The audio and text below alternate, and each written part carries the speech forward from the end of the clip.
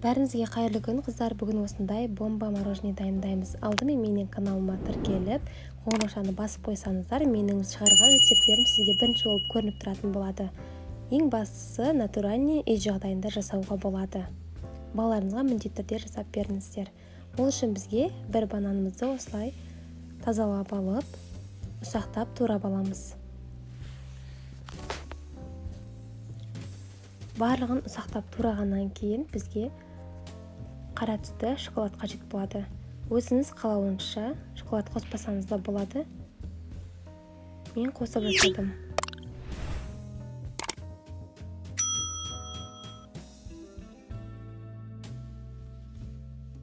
Бізге сливки қажет болады. Ыдысымызға құйып, осы сливкидің үстіне турап қойған бананымызды саламыз. Блендердің көмегімен осылай бананымызды езіп аламыз.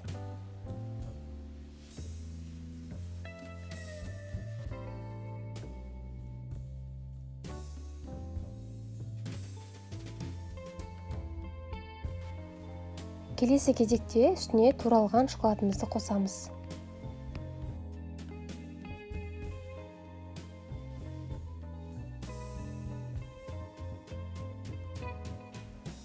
Барлығын бір араластырып алып, бірі қолдануға келетін осындай стакандарға құйып шығамыз. Осы рецептпенен 2 мороженое шығады. Рецептісін төменге описание бөліміне қалдырып қоямын.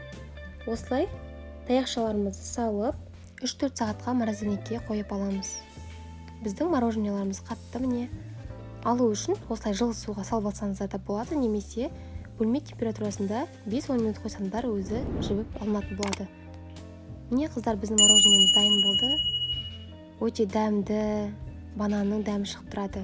Міндетті түрде жасап көріңіздер. Және менің каналыма тіркелуді ұмытпаңыздар.